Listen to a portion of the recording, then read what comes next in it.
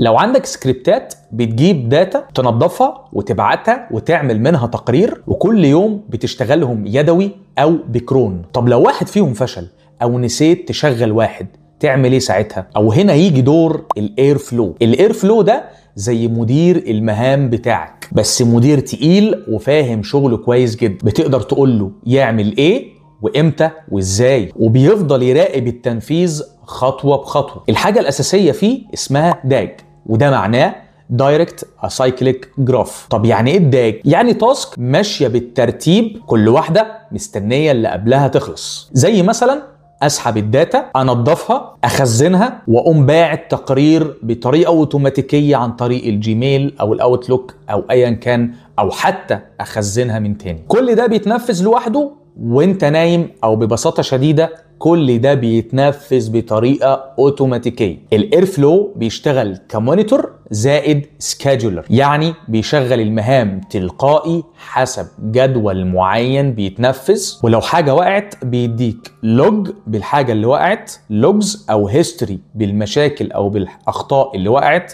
وكل مشكله بالتفصيل حسب التحذيرات وحسب الوقت. طب ليه الناس بتحبه؟ او ليه الديفلوبرز والداتا انجينيرز بيحبوه؟ اول حاجه عشان هو يو اي محترم جدا، يعني اليوزر انترفيس بتاعه سهل وبتقدر تشتغل عليه بطريقه سهله وبسيطه ومباشره. بيديك لوجز لكل خطوه ولكل تاسك بتحصل في الاير فلو او بتحصل جوه السيستم بتاعك، وبتقدر تعيد تشغل اي تاسك سواء انت نفذتها مره او 2 او 10، وبتقدر تعمل له انتجريشن مع جميع السيستمز تقريبا، زي مثلا السبارك او اي اي بي اي تسحب منه داتا او تديله او تبعت داتا، زي مثلا الكافكا، زي اي اوت سورس او اي اكسترنال سيستم موجود. مفتوح المصدر ومجاني، وبنقدر نشغله على ويندوز واوبنتو او لينكس. طب فين بنستخدمه؟